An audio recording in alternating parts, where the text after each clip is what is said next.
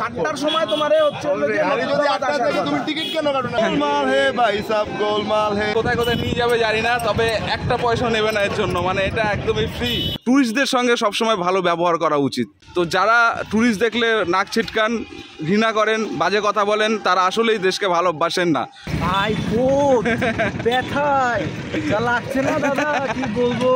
সকাল 7টা থেকে আর এখন প্রায় 2টো, এখন অব্দি কুয়াকাটা পৌঁছাতে পারলাম না। গরমে এদের মাথা চুলে গেছে। কুয়াকাটার ট্যুরটা কিন্তু সবসময় মনে থাকবে, কি ছিল না এই ট্যুরে। Hey everyone, welcome back to my another vlog. This is Chandan and you are watching Vlogging Dunia. আর আজকের দিনে আমরা প্ল্যান করছিলাম যে কুয়াকাটা যাব, কিন্তু সকালবেলা বেরিয়ে সমস্যা হয়ে গেছে। বরিশালে কুয়াকাটা যাওয়ার যত বাস আছে বা অন্য জায়গায় যাওয়ার বাস আছে সেগুলো সব বন্ধ। আজকে কোনো বাসই চলছে না, যার জন্য আমরা প্রায় 2-2.5 ঘন্টা অপেক্ষা করছি রূপাতলিতে। তো এরকম একটা সমস্যার সম্মুখীন হয়ে দাঁড়িয়ে আছি সবাই। সঙ্গে আছে সাপিন ভাই, এদিকে আছে দিব্যদা, আর আছে আফনান ভাই এখনো আসছে আর কি।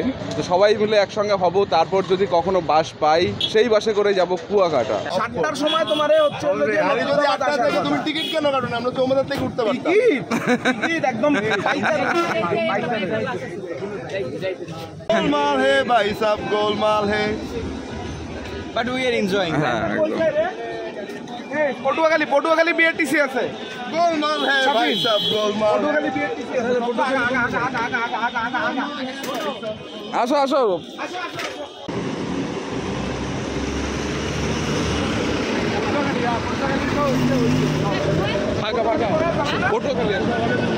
এটা এসি বাস, বিআরটিসি মানে সরকারি বাস।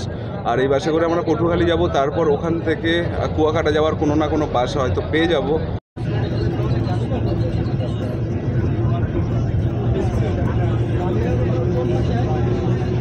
অবশেষে পৌঁছে গেছি পটুয়াখালীতে।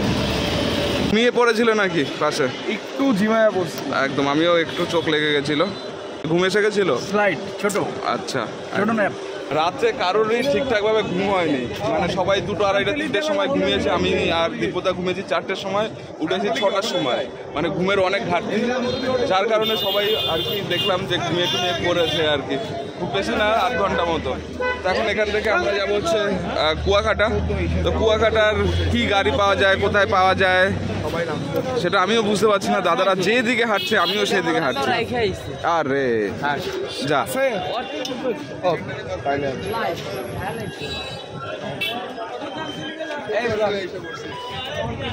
Hello, we are having fun.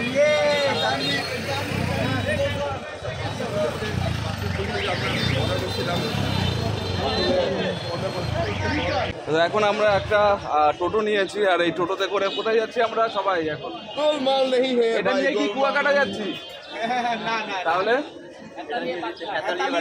আচ্ছা, হেতালিয়াতে যাচ্ছি। হেতালিয়া থেকে তারপরে কি করে কোথায় যাবে জানি না, যেখানে যেখানে বলছে সেখানে সেখানে। চলো ওটো। তুমি কি সামনে বসবে? সামনে কি জায়গা আছে? ওকে, ব্যাগটা রাখো। ব্যাগে দিকে দাও। থ্যাংক ইউ, ধন্যবাদ। মানি ব্যাগ সাবধান। মানি ব্যাগ রাখি না, ব্যবহার করি না।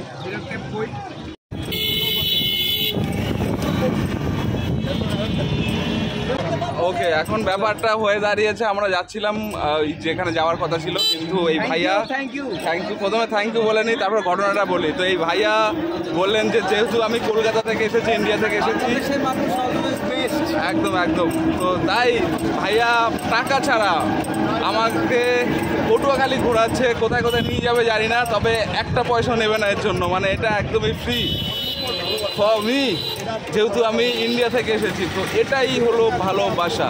আর এই কথাটাই আমি বলি সব সময়, যে ভারতীয়রা যখনই বাংলাদেশে আসে তখনই কিন্তু বাংলাদেশের মানুষজন অনেক বেশি ভালোবাসে। আর এটা একদমই বাস্তব, একদমই সত্যি কথা। তো আপনারা যারা যারা এখনও অবধি বাংলাদেশে আসেননি, তাদেরকে বলবো অবশ্যই বাংলাদেশে এসে একবার ঘুরে যান।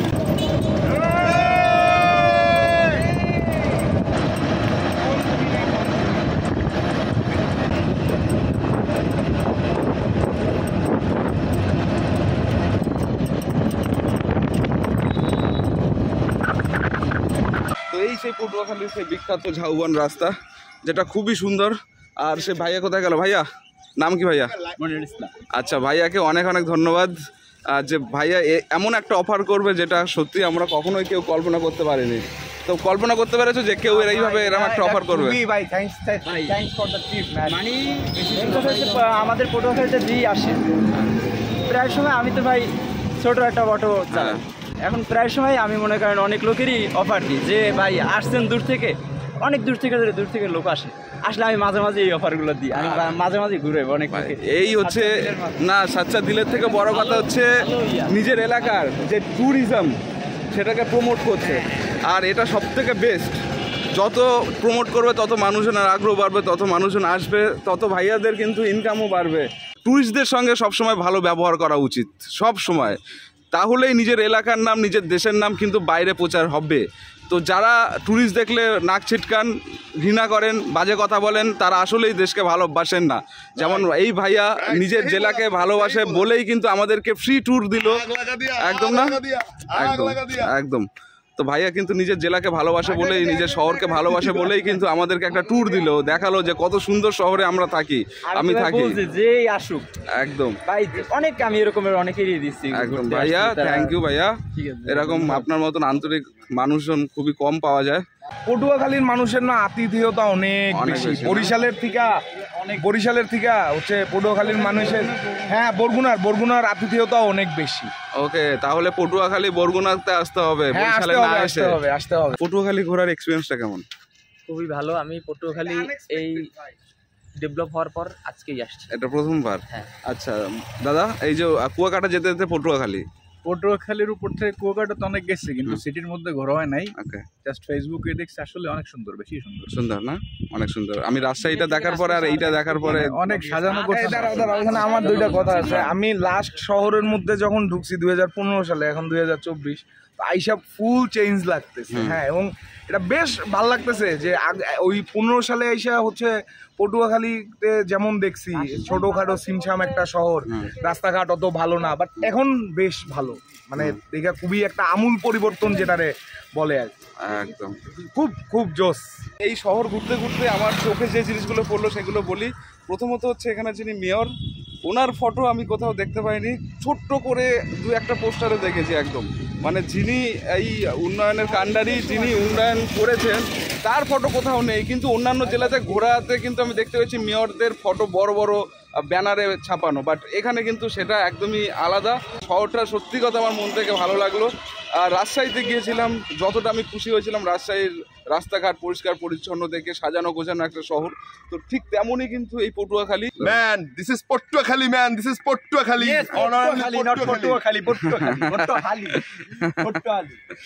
তো মনিরুল ভাইয়ের টোটোতে করে আমরা এখন পৌঁছেছি শাঁখারিয়াতে, আর এই শাঁখারিয়া থেকে আমরা যাচ্ছি কলাপাড়া।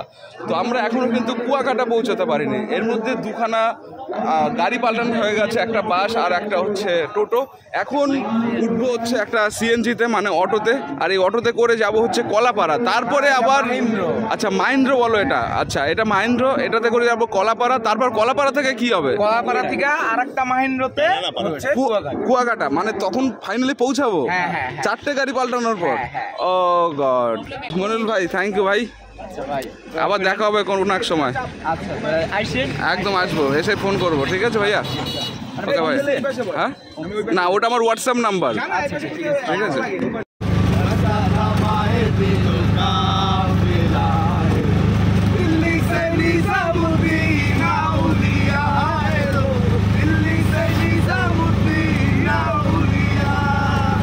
বরিশাল থেকে যখন বেরিয়েছিলাম তখন সময় ছিল 7টা, আর এখন সময় হয়েছে দুপুর 1টা, কিন্তু এখনো অবধি আমরা কিন্তু কেউই কুয়াকাটা পৌঁছাতে পারিনি। এটাই হচ্ছে দুঃখের ব্যাপার। মানে আজকে যে কি পরিমাণ কষ্ট হলো সেটা শুধুমাত্র আমরাই বুঝতে পারছি। এক দাদা ওখানে বসেও পড়েছে, 1টা বাজে, 7টার সময় বেরিয়েছি, এখনো কুয়াকাটা দেখতে পেলাম না। অ্যাডভেঞ্চার হচ্ছে, এটা কি অ্যাডভেঞ্চার? আমরা ইজি ওয়েতে যাই নাই। ওকে, চাইছি পুরো ট্যুরটা যতটা সম্ভব কঠিনভাবে আরো ডিটেলস নিয়ে তারপর আমরা যাই। একটু বেশি কঠিন হয়ে যাচ্ছে না এই গরমে? বেশি কষ্ট হচ্ছে, অভ্যাস আছে আমাদের, দেখা গেছে এরকম মানে এই যে যাতে ডিটেলস অনেক জায়গায় টাইম নেই বা আমরা ডিটেলস দেখতে পারতেছি। মানে কি কারণ, কি শুয়ে পড়ার কারণ কি? ভাই কোট ব্যথায় যা লাগছে না দাদা, কি বলবো।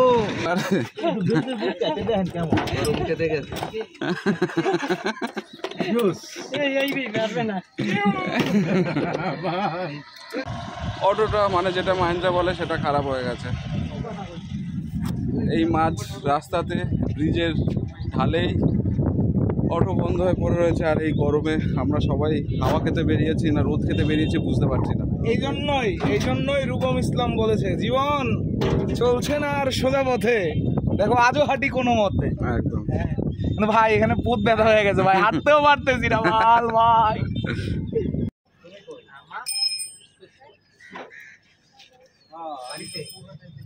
তো ভাইয়া এখন অটোর মেরামত করছে, কিন্তু আমাদের মেরামত কে করবে? আমাদের মেরামত করবে কে? কেউ কি আছে আমাদেরকে একটু কে দেবে আশা, কে দেবে ভরসা, কে দেবে একটু শান্তি? বিশ্বাস করুন এতটা বিরক্ত লাগছে আমার। আমি এত ট্রাভেল করি, এত জায়গায় যাই, ঘন্টার পর ঘন্টা বাসে থাকি বা যেখানেই হোক থাকি, ঘুরে বেড়াই রোদের মধ্যে, কিন্তু আজকে এত বেশি অসহ্য লাগছে সেটা মানে ধারণার বাইরে। আসলেই মানে ভাগ্যটা এত খারাপ। সকাল 7টা থেকে আর এখন প্রায় 2টো, এখন অবধি কুয়াকাটা পৌঁছাতে পারলাম না। এর মধ্যে 4বার গাড়ি পাল্টানো হয়ে গেল।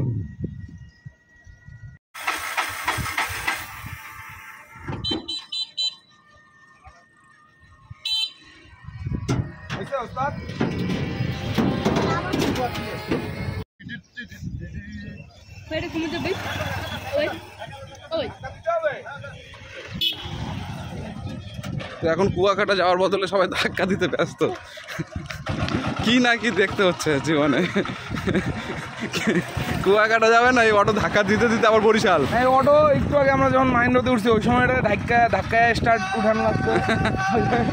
আগে জানতাম তোমরা লঞ্চের হোগা ধরে ঢাকা পৌঁছাও, এখন তো দেখছি অটোর হোগা গোয়া মেয়া লঞ্চের মধ্যে হচ্ছে তোমার 2-4টা হচ্ছে হলো যা হচ্ছে মানে ছোটখাটো হচ্ছে রেস্টুরেন্ট, আরে বাদ দেন, হোটেল ঢুকায় রাখা যায়।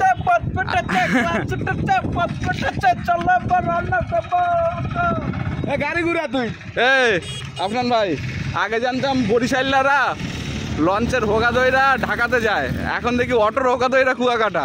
তোমাদের ব্যাপার কি, হোগা ছাড়ো না? গরমে এদের মাথা চুলে গেছে। অটোর থেকে আগে হেঁটে যাওয়া যাবে আর কি কুয়াকাটা।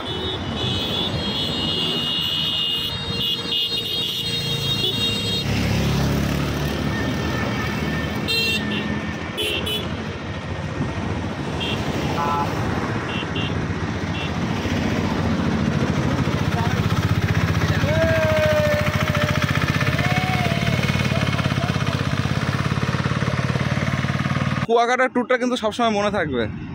কি ছিল না এই ট্যুরে, সবকিছুই ছিল না। এসি বাস, এটা আমাদেরকে অটো, মাহিন্দ্র সবকিছু রিমাইন্ডার করছে। তো এখানে দেখুন কত ট্রলার দাঁড়িয়ে আছে। এই ট্রলারগুলোই সব মাছ ধরতে যায়। এই জায়গাটার নাম হচ্ছে, এই পারটা হচ্ছে আলিপুর, এই পারটা হচ্ছে মহিপুর। ওকে। তো এই যে যে নৌকাগুলো দেখতেছো, এগুলোর বোট বলি আমরা, ফিশিং বোট। এগুলো হচ্ছে হলো যে সমুদ্রে যায়, হ্যাঁ, এগুলা 14 দিন 15 দিন 2 সপ্তাহ, হ্যাঁ মানে 2 মাস পর্যন্ত এরা হচ্ছে হলো যে সমুদ্রে থাকে আর হচ্ছে হলো যে মাছ ধরে। এইটা হচ্ছে বাংলাদেশের ওয়ান অফ দ্য বিগেস্ট হচ্ছে হলো যে ফিশ পোর্ট। মাছের আড়ত হচ্ছে হলো যে এই এলাকাটা, আলিপুর মহিপুর। আলিপুর এই পারে আর এই পারে হচ্ছে মণিপুর।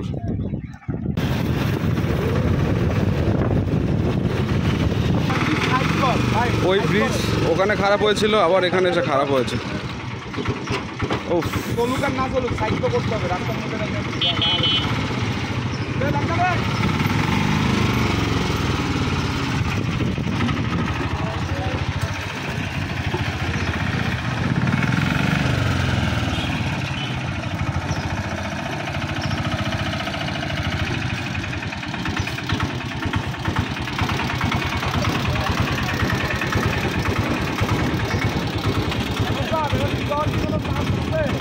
অটো থেকে এখন নেমে মানে মাহিন্দ্রা থেকে নেমে এখন অটো এখানে অটো বলে, আমরা যেটাকে টোটো বলি।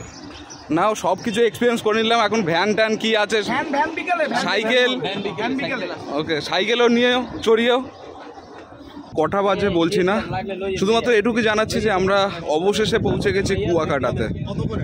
ও ফাইনালি, মানে সামনেই সমুদ্র দেখতে পাচ্ছি। আপনাদেরকে এই ভিডিওতে কোনো রকম সমুদ্র দেখাচ্ছি না, পরের ভিডিওতে থাকবে সমুদ্রে কি কি করছি, কোথায় কোথায় যাচ্ছি, কোন সি বিচে ঘুরছি, কেমন এনজয় করছি, সমস্ত কিছু থাকবে হচ্ছে পরের ভিডিওতে। এই ভিডিওতে এখানেই আমি ভিডিওটা শেষ করার চেষ্টা করছি। অনেক বেশি কষ্ট হয়ে গেছে, আর বকতে বেশি ভালো লাগছে না।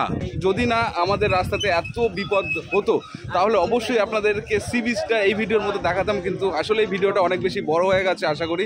আর ভিডিওটা এখানেই শেষ করা উচিত বলে আমারও মনে হয়। তো ভালো থাকবেন, সুস্থ থাকবেন, আর দেখতে থাকবেন ব্লগিং দুনিয়া। যারা প্রথমবার এই কুয়াকাটা সি বিচে আসবেন তারা অবশ্যই এমন কোনো একটা দিন বেছে নেবেন যে দিনে কোনো রকম ছুটি টুটি নেই।